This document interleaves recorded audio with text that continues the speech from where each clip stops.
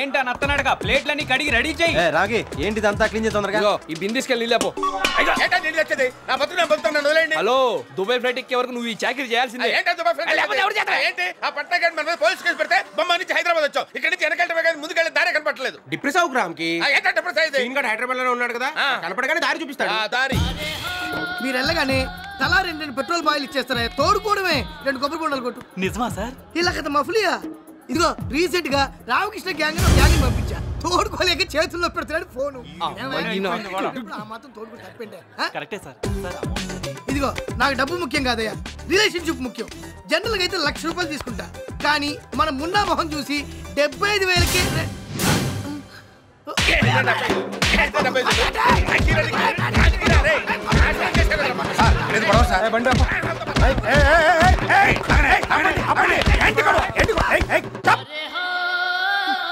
బాబ్జీ తాతాజీ. అచ్చా అచ్చా, ఏం జరిగింది? ఏంటి గొడవ? కొడుతున్నారు ఇల్లు. ఎవరు మీరు? బొంబాయిలో మమ్మల్ని మోసం చేశాడు సార్. బొమ్మలో చేశాడు, ఇక్కడ కాదు కదా. సార్ ఏం సార్ ఈ అన్యాయం?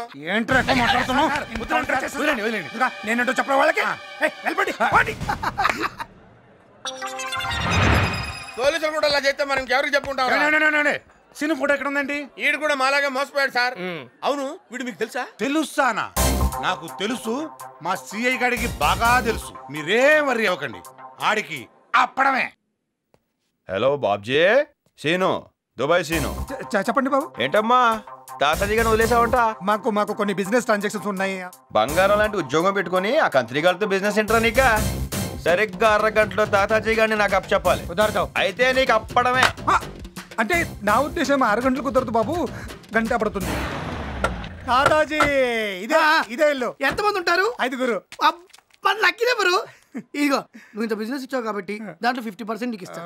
పని అయితే మళ్ళీ వచ్చి నువ్వు మళ్ళీ కలవలే అంటే అంత డబ్బు చూసిన తర్వాత మేము ఇక్కడ కొడుతుంటాం. బాబ్జీ ఎలా నీకు తెలుసు కదా. Okay okay okay, all the best, all the best. ఇల్లఖల్ మఫ్లీ ఖలీమా. అక్కడ అయిపోయి ఉంటారు దాదాజీ. రా రారా సరసకురారా. అందరిలాగే మీరు కన్ఫ్యూజ్ అయ్యారు. నేను తాతాజీ కాదు, మరి నేతాజీ. నేతాజీ అంటే నేను తాతాజీ ఇద్దరం కాలు పిల్లలు. నేను పాజిటివ్ అయితే వాడు నెగిటివ్. కూర్చోవచ్చా? కూర్చోండి. థ్యాంక్స్ అమ్మా. వాడు దుబాయ్ పంపిస్తానని అందరినీ మోసం చేస్తుంటే నేను ఏ మోసం చేయకుండా అందరినీ దుబాయ్ పంపిస్తాను. మీది కూడా సేమ్ బిజినెస్ నేతాజీ గారు? అవును బాబు, మిమ్మల్ని అందరినీ నేను దుబాయ్ పంపిస్తాను. రామకృష్ణ. నా పేరు రామకృష్ణ అని మీకెలా తెలుసు? బాబ్జీ చెప్పాడు. బాబ్జీ. మా తమ్ముడికి 75,000 ఇచ్చారు కదా, నాకు 50,000 ఇవ్వండి, నేను దుబాయ్ పంపిస్తా. మీ తమ్ముడికి 75,000 ఇచ్చినట్టు మీకెలా తెలుసండి? అది వాడి ఫిక్స్ రేటు. అర్థమైందిరా, ఇంత తాతాజీ కాదు నేతాజీ. థ్యాంక్స్ అండి, వస్తానండి. ఉండండి ఏదో కంగారు మీరుని. పైగా సరసమైన ధరకి మమ్మల్ని దుబాయ్ పంపిస్తున్నారు. ఇవాళ మీరు కూడా మాతో కూడా బీరు పుచ్చుకోవాల్సిందే. ఏ రామ్కి అయ్యాల్సిందే. మోహం ఎక్కువ. సరే కాదు, మమ్మల్ని దుబాయ్ తీసుకెళ్తారు కదండి. తప్పకుండా. ఎందుకు డౌట్ వచ్చింది? ఈయన తాతాజీ అంత ఎదవా నీత్ కమీన్ కుత్తే కాదు కదా సార్? అవునవును, వాడు చేసిన మోసాన్ని మీకు బాగా కాలుతున్నట్టుంది. ఎంత కాలుతుందంటే ఎలా చెప్పాలి? ఏముంది రామ్కి చెంపులు. ఈయన కాసేపు తాతాజీ అనుకుంటే పోలా మీకు. ఓకే సార్, ఇలా మందు అవుతున్నప్పుడు అలాంటి ఫన్ ఉంటే బాగుంటుంది కదా. అంటే క్యారెట్ ఒప్పించుకున్నట్టేగా. ఓ ఎస్, అందరికీ అర్థమైంది కదరా. ఇప్పుడు ఈయనే తాతాజీ. నమస్కారం. మీ అన్న నేతాజీ గారిని కలిసాం. ఎలా ఉన్నాడు? మీలాగే ఉన్నాడు, కానీ ఆయన దేవుడు. నీలా ఎదవ కాదు. ఎరా తాతాజీ, మమ్మల్ని దుబాయ్ తీసుకెళ్తానని బొంబాయిలో నట్టెట్లు ముంచేస్తావా? దుబాయ్ సీను టైటిల్ కి జస్టిఫికేషన్ లేకుండా చేసావు కదరా.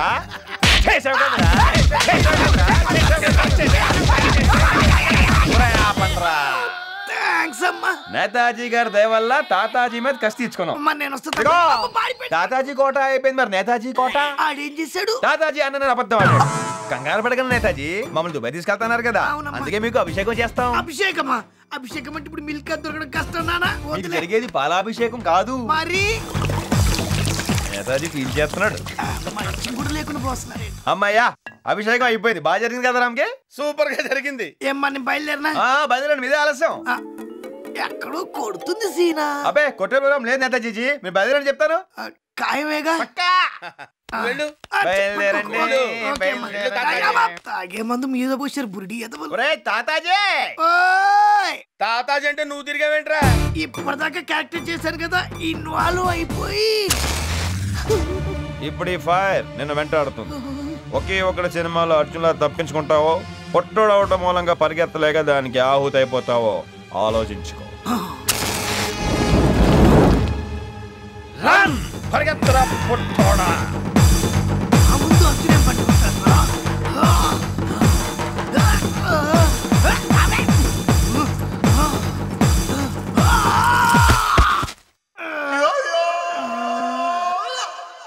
మా అమ్మాయి పెళ్లి చేయగలనో లేదో అని బెంగపడిపోయాను. కానీ తన అదృష్టం సీను లాంటి మంచి మనిషి భర్తగా వస్తున్నాడు. ఏంటి బావా రమణ అంట? బాబ్జీ మీరేంటి ఇక్కడ? రండి రండి. సార్ సార్ సార్ సార్ ఆగో, ఏ ధైర్యంతో వచ్చావు ఇక్కడికి? ఆ రోజు నీకు నేనేం చెప్పాను? నీకు పెళ్లి యోగం లేదని చెప్పానా? బంగారం లాంటి కుర్రాడితో ఆ అమ్మాయి కళ్యాణం జరగబోతోంది.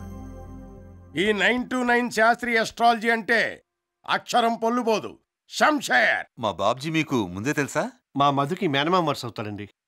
ఎలాంటి వాడైనా శుభకార్యం కదా అని పిలిచాను. ఆ వరుసను అడ్డం పెట్టుకుని వీళ్ళకెవరూ లేరనే ధైర్యంతో ఆ అమ్మాయిని పెళ్లి చేసుకోవాలని రాక్షస ప్రయత్నాలన్నీ చేశాడు. కానీ జరగలేదు, జరగదు. దరిద్రపు జాతకం. మీరు చేయి చూసి చెప్పారు, నేను చూడకుండా చెప్పా. మిస్టర్ బాబ్జీ సార్, జరిగింది ఏదో జరిగిపోయింది. వీళ్ళిద్దరికి మీరు దగ్గర నుండి పెళ్లి చేసి మీ పెద్దరికని నిలబెట్టుకోండి. అలాగే సార్. Attention please.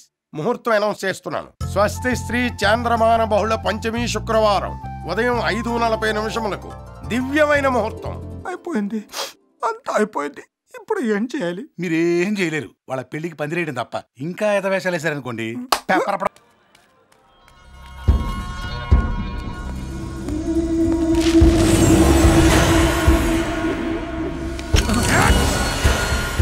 సినీ నటుడు సల్మాన్ రాజ్ కిడ్నాప్ కు నిరసనగా రాష్ట్రమంతా ఆయన అభిమానులు ఆందోళనకు దిగారు. అనేక జిల్లా కేంద్రాల్లో రాస్తారోకోలు, ధర్నాలు చేపట్టారు. జిన్నాపై దిష్టిబొమ్మల్ని తగలబెట్టారు. సల్మాన్ రాజ్ కి ఏదైనా హాని జరిగితే జిన్నాపైని ప్రాణాలతో వదిలిపెట్టారు. వాళ్ళేదో కుర్రపొంకల ఆవేశంతో మాట్లాడుతున్నారు సార్. నేను మీ కస్టడీలో ఉన్నప్పుడు మీ గురించి బ్యాడ్గా మాడితే నాకు ఎంత డేంజర్ వాళ్ళకి అర్థం కావట్లేదు సార్. ఒరే ఎవడో కిరసనాల డబ్బా తీసాడు, ఆపండిరా. ఒరే బాబు, వాడు చేస్తే ఆ కేసు నా మెడకు చుట్టుకుంటుంది. ఆపండిరా. కర్మరావు. ఓ సల్మాన్ అభిమానం వెరితల్లో వేసిన ఫ్యాన్ సార్. సల్మాన్ రాజ్ వీడికి మనం ఎవరో తెలియకుండా ఉంటే బెటర్.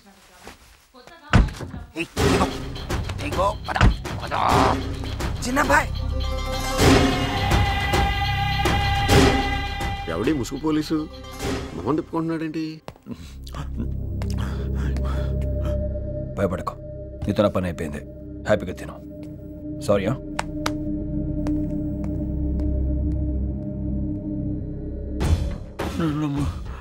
నాకేం తెలియదు బాయ్.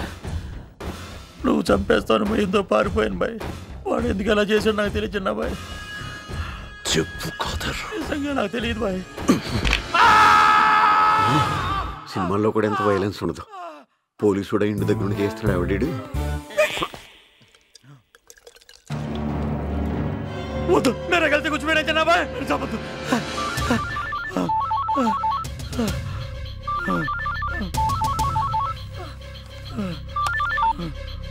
అదే భాయ్, నేను అజయ్ మాట్లాడుతున్నాను. నేను చిన్నబాయ్ దగ్గరికి వెళ్ళలేదు. మధ్యలో నన్ను ఎవడుకుంటే డబ్బులు తీసుకుని వెళ్ళిపోయాడు. అంతేకాదు భాయ్, అతను చిన్నబాయిని చంపడానికి ట్రై చేస్తున్నాడు. ఈ విషయం చిన్నబాయికి ఎలాగే తెలియాలి. అజీజ్ జిన్నాభాయ్,